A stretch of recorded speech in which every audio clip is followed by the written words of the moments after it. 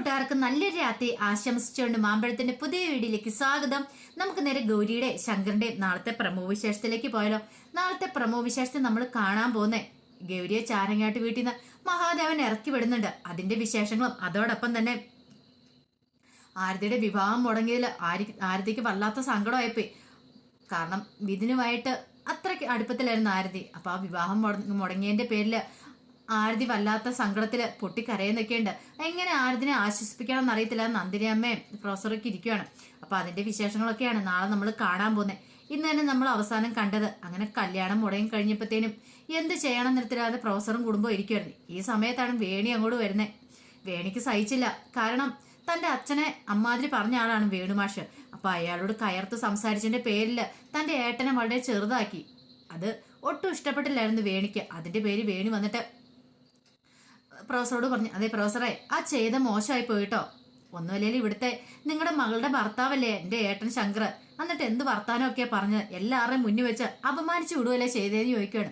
ഇത് കേട്ട പ്രൊഫസർ പറഞ്ഞു, ഞാൻ ചെയ്തതിൽ എന്താ വേണി തെറ്റ്? നിങ്ങളുടെ അച്ഛൻ ചെയ്ത ദ്രോഹം അതേക്കുറിച്ചല്ല വേണുമാഷ് പറഞ്ഞത്. പക്ഷെ അതിന്റെ പേരില് ആരതിയുടെ കല്യാണം മുടങ്ങാന്ന് പറഞ്ഞിട്ടുണ്ടെങ്കിൽ അതെനിക്ക് സഹിക്കാൻ പറ്റുന്ന കാര്യമില്ല. എൻ്റെ മോളെ ആരതി, അവൾക്കൊരു ആപത്ത് വന്നിട്ടുണ്ടെങ്കിൽ അല്ലെങ്കിൽ അവളുടെ വിവാഹം മുടങ്ങി അവളുടെ മനസ്സ് വേദനിച്ച് എനിക്ക് സഹിക്കാൻ പറ്റുമെന്ന് ചോദിക്കുകയാണ്. ഇത് കേട്ട് കഴിഞ്ഞപ്പോഴത്തേനും വേണി പറഞ്ഞു, അല്ല അച്ഛൻ ചെയ്ത തെറ്റിന്റെ പേരില് അതിന്റെ ഏട്ടനെ എന്തിനാ പഠിച്ചേ? എൻ്റെ ഏട്ടനോട് അങ്ങനെയൊക്കെ പറയേണ്ട ആവശ്യം ഉണ്ടായിരുന്നു പ്രൊഫസർക്ക്? ഒരാവശ്യമില്ലായിരുന്നു പറയണം. പെട്ടെന്ന് ആദർശ് പറഞ്ഞു, വേണി നീ ആരോടാ എന്താ പറയണമെന്ന് നിനക്കറിയാവോ? എനിക്ക് നന്നായിട്ട് അറിയാം ആദർശേട്ടാ ആരോടാ എന്താ പറയണേന്ന്. നന്ദിനിയും പറഞ്ഞു, വേണി പറഞ്ഞാൽ ശരി, അല്ലെങ്കിൽ ഒന്ന് ഓർത്തു വയ്ക്കേ. ശങ്കറിനോട് എന്തിനാ ദേഷ്യപ്പെടും ശ്യാമേട്ടൻ? ശങ്കറിനോട് ദേഷ്യപ്പെടേണ്ട ഒരു ആവശ്യമില്ലായിരുന്നു. ഈ വീട്ടിലെ മരുമോനല്ലേ, അവൻ എത്രമാത്രം വേദന ഉണ്ടായി കാണുമെന്ന് പറയാണ്. ഇതേ അഭിപ്രായം തന്നെയായിരുന്നു മുത്തശ്ശിക്കും. മുത്തശ്ശി പറഞ്ഞു, ശ്യാമേ നീ ആ ചെയ്ത് ശരിയായില്ല കേട്ടോ. വേണുമാഷ അയാൾ അങ്ങനെയൊക്കെ പറഞ്ഞുകൊണ്ടല്ലേ, ഒന്നുമല്ലേലും വേണുമാഷിന് ചിന്തിക്കാവുന്നല്ലേ ഉള്ളൂ. ശങ്കറിന്റെ അച്ഛൻ ചെയ്ത തെറ്റിന് ശങ്കറിനെ പറയേണ്ട ആവശ്യമില്ല. അത് മാത്രമല്ല ഈ കല്യാണത്തിൽ നിന്ന് പിന്മാറേണ്ട ആവശ്യമില്ല. അതിന് ഇവിടുത്തെ പെൺകുട്ടിനെ അവരങ്ങോട്ട് കെട്ടിക്കൊണ്ട് പോവല്ലേ ചെയ്യുന്നേ. അതിന്റെ പേരിൽ ഇപ്പം അവർക്ക് എന്താ തടസ്സങ്ങൾ ഇരിക്കുന്നത്? ഒരു തടസ്സങ്ങളും ഇല്ലല്ലോ. പോരാത്തിന് മിഥുനും ആരതിയും തമ്മിൽ ഇഷ്ടത്തിലാണ് താനും. അപ്പൊ ഈ കല്യാണം വേണ്ട എന്ന് പറയാനായിട്ട് അയാൾക്ക് എന്താ യോഗ്യത ഇരിക്കുന്നത്? ഇപ്പൊ അയാളും മഹാദേവൻ തമ്മിൽ എന്ത് വ്യത്യാസമുള്ളതെന്നൊക്കെ മുത്തശ്ശി ചോദിക്കുകയാണ്. ഇത് കേട്ട് കഴിഞ്ഞപ്പത്തിന് വേണു വരാൻ അങ്ങനെ അങ്ങോട്ട് പറഞ്ഞു കൊടുക്കും മുത്തശ്ശി. പക്ഷെ പ്രൊഫസർക്ക് അതങ്ങോട്ട് മനസ്സിലായില്ലെന്ന് തോന്നേ. പാവം എൻ്റെ ഏട്ടൻ എത്രമാത്രം വേദനിച്ച് അവിടുന്ന് പോയെന്നറിയാവോ? എല്ലാവരുടെ മുന്നിൽ നാണം കിട്ടാ പോയേക്കുന്നത്. ഇനി അറിയില്ല അവിടെ ചെന്ന് കഴിയുമ്പോൾ എന്തൊക്കെയാ സംഭവിക്കാൻ പോകുന്നത്. ഇതെങ്ങാനും എൻ്റെ അച്ഛൻ അറിഞ്ഞിട്ടുണ്ടോ വെറുതെ വിടില്ല ഒരുത്തനെ. ആ വേണുമാഷുണ്ടല്ലോ, വേണുമാഷുള്ള കൊടുക്കും എൻ്റെ അച്ഛൻ, ഉറപ്പായിട്ടും കൊടുക്കും. ഞാൻ അച്ഛനോട് വിളിച്ച് പറഞ്ഞിട്ടുണ്ടെന്ന് പറയാം. ഇത് കേട്ട പ്രൊഫസർ വെച്ച്, നീ എന്ത് പരിപാടിയെ വേണി കാണിച്ചേ? നീയൊക്കെ അപ്പം തന്നെ ഇത് വിളിച്ച് പറയേണ്ട ആവശ്യമുണ്ടോന്ന് ചോദിക്കും. പിന്നെ വിളിച്ച് പറയാതെ എൻ്റെ അച്ഛനെ അത്രമാത്രം ചീത്ത പറഞ്ഞ അയാളെ വെറുതെ വന്നോ? അത് മാത്രമല്ല എൻ്റെ ഏട്ടനെ എല്ലാവരും മുന്നിൽ നാണം കെടുത്തിയതാ. അതിനുള്ള പകരം എൻ്റെ അച്ഛൻ അയാളോട് ചോദിച്ചോളൂ എന്ന് പറയണം വേണുമാഷിനോട്.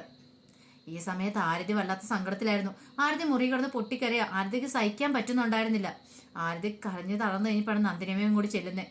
നന്ദിനിയമ്മയ്ക്ക് എങ്ങനെ മോളെ പറഞ്ഞ് ആശ്വസിപ്പിക്കണം എന്ന് അറിയില്ലായിരുന്നു. പിന്നീട് ആരതിയെ ചേർത്ത് പിടിച്ചിട്ട് പറഞ്ഞു, പോട്ടെ മോളെ, നിന്റെ മനസ്സിൽ ഇതിനെക്കുറിച്ചുള്ള ചിന്തകൾ എന്തെങ്കിലും ഉണ്ടെങ്കിൽ അത് കേട്ടെ, നീ ഇപ്പൊ തന്നെ ഒന്ന് ഓർത്തു നോക്കിയേ. നിന്റെ ചേച്ചിയുടെ അവസ്ഥ എന്തായിരിക്കും ഗൗരി? അവളെ കുറിച്ച് നീ ചിന്തിച്ചോ? അവൾ ആ വീട്ടിലേക്ക് ചെന്നിട്ടുണ്ടെങ്കിൽ ഇനിയിപ്പോ ശങ്കർ എന്താ ചെയ്യാൻ പോകുന്ന പോലും അറിയത്തില്ല. ശങ്കർ അത്രമാത്രം മനസ്സ് വേദനിച്ച് അവിടുന്ന് പോയേക്കുന്നേ. അപ്പൊ നീ അവളെക്കുറിച്ചും ചിന്തിക്കാൻ പറയണം. ഇത് കേട്ട് കഴിഞ്ഞപ്പോൾ ആരതിക്ക് സഹിച്ചില്ല. ആരതി പറഞ്ഞു, അല്ലേലും അങ്ങനെയൊക്കെ തന്നെ വരുവോളെന്ന് എനിക്കറിയാം. എന്ന് നിങ്ങൾക്ക് ഗൗരി ചേച്ചിയോടായിരുന്നു ഏറ്റവും ഇഷ്ടം കൂടുതൽ, എന്നോട് ആർക്കും ഇഷ്ടമില്ല.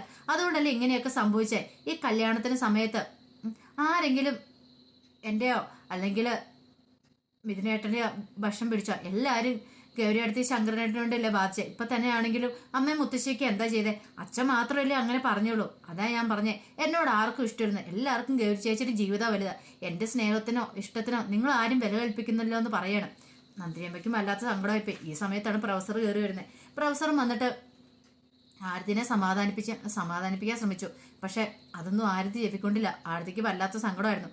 ആരതി പറഞ്ഞു, ഒരു കാര്യം ഞാൻ പറഞ്ഞേക്കാം, മിഥുനുമായിട്ടുള്ള വിവാഹം നടന്നില്ലെങ്കിൽ ഒരിക്കൽ പിന്നെ എൻ്റെ കല്യാണം നടത്താൻ നിങ്ങൾ ആരും നോക്കണ്ട. എനിക്ക് വേണ്ടി വേറെ കല്യാണം ആലോചിക്കും വേണ്ട. ഞാൻ ഒരു ബന്ധത്തിന് സമ്മതമല്ല എന്ന് പറയാണ്. ഈ ഒരു വിവാഹം നടക്കുമെങ്കിൽ മാത്രം എനിക്ക് കല്യാണം ആലോചിച്ചാൽ മതി, അല്ലെങ്കിൽ വേറെ വിവാഹം എനിക്ക് വേണ്ടെന്ന് പറയാം. ഇത് കേട്ടോണ്ട് മുത്തശ്ശി വന്നു. മുത്തശ്ശി പറഞ്ഞു, എന്താ മോളെ നീ പറയണേ? നീ എന്താ പറയണേ? നിനക്ക് വല്ല ബോധം ഉണ്ടോയെന്ന് ചോദിക്കുകയാണ്. ഞാൻ കാര്യമായിട്ടുള്ള കാര്യം തന്നെയാണ് മുത്തശ്ശി പറഞ്ഞേ. എല്ലാവരുടെ ഇഷ്ടത്തിനൊത്താണ് ഞാൻ ഇത്രയും നാളും ജീവിച്ചത്. പക്ഷെ ഇനി അങ്ങനെയല്ല. എൻ്റെ ഇഷ്ടത്തിനും കൂടെ ഞാൻ മുൻതൂക്കം കൊടുക്കും. ഇപ്പം എല്ലാവരും പറഞ്ഞ പോലെ നിങ്ങളുടെ ഇഷ്ടത്തിനകത്ത് ഇനി വേറൊരു ചെറുക്കം വന്ന് എൻ്റെ കഴുത്തിൽ താലി ആർത്താന്ന് ആരും വിചാരിക്കേണ്ട. ഇനി എൻ്റെ കഴുത്തിൽ താലി ആർത്തുന്നുണ്ടെങ്കിൽ അതും ഇതും മാത്രമായിരിക്കും എന്ന് പറയാം. ഇത് കേട്ട് ഇനിയിപ്പോൾ ആകെപ്പാടെ പ്രതിസന്ധിയിലായിപ്പോയി പ്രൊഫസറും നന്ദിനിയമ്മയൊക്കെ. അവർക്ക് എന്ത് ചെയ്യണമെന്ന് പോലും അറിയത്തില്ല. കാരണം ആദ്യം ഒരു തീരുമാനം എടുത്തു കഴിഞ്ഞു. ഇനിയിപ്പോൾ ആ തീരുമാനത്തെ മാറ്റാൻ പറ്റുമെന്ന് തോന്നുന്നില്ല. അവൾ അത്രയേറെ മോഹിച്ചിരുന്ന ഈ ബന്ധമായിട്ട് മുന്നോട്ട് പോകണമെന്ന്. ആ സമയത്താണ് ഇങ്ങനത്തെ പ്രശ്നങ്ങളൊക്കെ ഉണ്ടാകുന്നത് തന്നെ. ഈ സമയത്ത് ഗൗരിയും കൂട്ടി ശങ്കർ വീട്ടിലേക്ക് ചെല്ലുവാണ്. വഴിക്ക് വെച്ചാണ് ശങ്കർ അധികമൊന്നും മിണ്ടിയില്ല.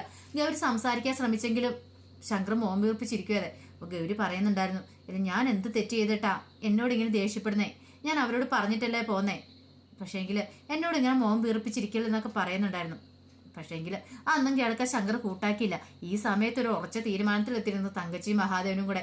അവരൊരു ഗൗരിയെ വീട്ടിൽ നിന്ന് പുറത്താക്കാനായിട്ട് ഒരു തന്ത്രം കൂടെ മെനയുന്നുണ്ടായിരുന്നു. ഗൗരി ഇങ്ങോട്ട് വന്നു കഴിയുമ്പോൾ ഒരു കാരണവശാൽ അവളെ വീട്ടിനകത്തേക്ക് കയറ്റില്ല. ഈ അവസരം മാക്സിമം മുതലെടുക്കണം. ഈ പേരും പറഞ്ഞ് തൻ്റെ മകനെയും അവളുടെ വീട്ടിൽ നാണം കെടുത്തിയതിൻ്റെ പേരിൽ പ്രൊഫസറെ ഇങ്ങോട്ട് കൊണ്ടുവന്ന് മാപ്പ് പറിക്കാൻ പറ്റിയൊരു അവസരം തന്നെ ഇതങ്ങോട്ട് മുതലെടുക്കണം. അപ്പം അതിന് വേണ്ടിയിട്ട് മഹാദേവനും തങ്കച്ചി ഒരു തീരുമാനമൊക്കെ എടുത്തു. അങ്ങനെ ഗൗരിയും ശങ്കറും വീട്ടിലേക്ക് കയറി വരുവാണ്. വീട്ടിലേക്ക് കയറി വന്നു കഴിഞ്ഞപ്പോഴത്തേനും തങ്കച്ചി മഹാദേവനും കൂടെ അങ്ങോട്ട് ഇറങ്ങി ചെല്ലുവാണ്. ഇറങ്ങി ചെന്നപ്പോൾ ചോദിച്ചു, ഗൗരി അല്ല എങ്ങോട്ടാന്ന് ചോദിക്കണം. അപ്പം ശങ്കർ ചോദിച്ചു, ഇതെന്താച്ചാ അങ്ങനെയൊക്കെ ചോദിക്കുന്നത്? കല്യാണം മുടങ്ങിയതൊക്കെ അറിഞ്ഞു. മുടങ്ങിയത് എന്തിൻ്റെ പേരിലാന്ന് പറഞ്ഞു. എടാ നാണം ഉണ്ടോ നിനക്ക്? നാണം ഉണ്ടേ പിന്നെ നീ ഇവളെയും കൂടി ഇങ്ങോട്ട് തിരിച്ചു വരുമെന്ന് ചോദിക്കുകയാണ്. ഇത് കേട്ടപ്പോഴത്തേനും ശങ്കർ പറഞ്ഞു, അച്ഛൻ എന്തൊക്കെയാ പറയണേ? ഗൗരി എൻ്റെ ഭാര്യയല്ലേ, അവളെ പിന്നെ ഞാൻ ഇങ്ങോട്ടാ കൊണ്ടുപോകണമെന്ന് വെക്കണം. ഭാര്യയെ പോലും എന്നിട്ടാണോ നീ ഭാര്യ വീട്ടിൽ പോയി നാണം കെട്ടു വന്നേ? എടാ നമുക്ക് വിലയില്ലാത്തത് കയറി പോകേണ്ട വല്ല ആവശ്യമുണ്ടോ? നിന്നോട് ആരെങ്കിലും പറഞ്ഞു ഇവളുടെ വീട്ടിലേക്ക് പോകാനായിട്ട്? നീ പോകേണ്ട ഒരു ആവശ്യമില്ലായിരുന്നു. കല്യാണം മുടങ്ങിയെന്ന് മാത്രമല്ല, നീ നാണം കെട്ട് തിരിച്ചു വന്നു. നീ നാണം ഉള്ളവനാണ് എന്ത് ചെയ്തേനെന്നറിയാമോ? ആ വേണുമാഷിന്റെ കാരണം തീർത്ത് നാളെണ്ണം പൊട്ടിച്ചേനം. നീ മഹാദേവന്റെ മോനാണ് അങ്ങനെയാണ് ചെയ്യേണ്ടേ. പകരം അവൻ നാണം കെട്ട് ഇങ്ങോട്ട് വന്നിരിക്കുന്നു. പക്ഷെ ഒരു കാര്യം ഞാൻ പറഞ്ഞേക്കാം, ഇവളെ ഈ വീട്ടിലേക്ക് കയറ്റായിട്ട് ഞാൻ സമ്മതിക്കില്ല എന്ന് പറയാണ്. ഇത് കേട്ടത് ശങ്കർ ചോദിച്ചു, അച്ഛൻ എന്തൊക്കെയാ പറയണേ? ഗൗരിനെ പിന്നെ വീട്ടിലേക്ക് കയറ്റാതെയോ?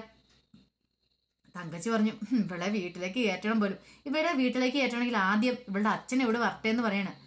ഇത് കേട്ടൻ മഹാദേവൻ പറഞ്ഞു, പ്രൊഫസർ ഉണ്ടല്ലോ, പ്രൊഫസർ ഇവിടെ വന്ന് മാപ്പ് പറഞ്ഞാൽ മാത്രമേ ഇവിടെ വീട്ടിലേക്ക് കയറ്റുള്ളൂ.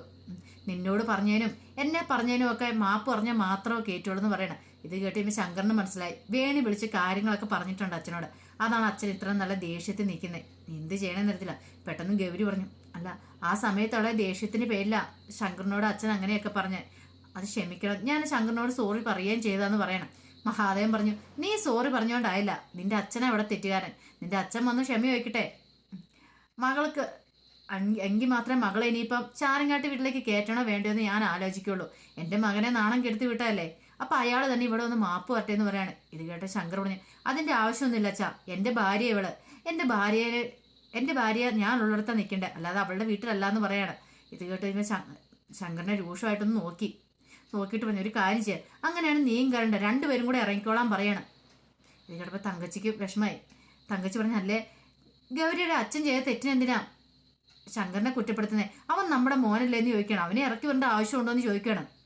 ഗൗരി അവൾ അവിടെ നിൽക്കട്ടെ, അവളുടെ അച്ഛനെ വിളിച്ച് കാര്യങ്ങൾ പറയാം, അയാളൊന്ന് മാപ്പ് പറയട്ടെ, എന്നിട്ട് അവളെ കയറ്റിയാൽ മതി എന്ന് പറയാണ്. ഇത് കേട്ട് കഴിഞ്ഞപ്പോൾ എന്ത് ചെയ്യണമെന്ന് അറിയത്തില്ലാതെ ശങ്കർ നിൽക്കുകയാണ്. ഗൗരിനെയും വിളിച്ച് അകത്തേക്ക് പോകണമെന്നുണ്ട്. പക്ഷേങ്കിൽ അച്ഛൻ്റെ തീരുമാനത്തെ എതിർത്ത് പോകാനായിട്ട് ശങ്കറിനൊരു മടി. അപ്പോൾ അതിൻ്റെ വിശേഷങ്ങളൊക്കെയാണ് കാണുന്നത്. ഇനിയിപ്പോൾ ഗൗരിനെ അകത്തേക്ക് കയറ്റുമോ അതോ ഇനി പ്രൊഫസറും ഒന്ന് മാപ്പ് പറയാൻ നമുക്കിനി കണ്ടറിയാം. ഇനി മിഥുനുമായിട്ടുള്ള കല്യാണം മുടങ്ങിപ്പോവോ അതോ ഇനിയിപ്പം മിഥുനിന് തിരിച്ചു വന്ന ആരതിനെ കല്യാണം കഴിക്കുമെന്നൊന്നും അറിയത്തില്ല. അപ്പോൾ അതിൻ്റെ വിശേഷങ്ങൾക്കായി നമുക്ക് എല്ലാവർക്കും കാത്തിരിക്കാം കേട്ടോ. ആദ്യമായിട്ട് കാണുന്നവരാണെങ്കിൽ ചാനൽ ഇഷ്ടപ്പെട്ട ഒന്ന് സബ്സ്ക്രൈബ് ചെയ്യാൻ മറക്കരുതേ.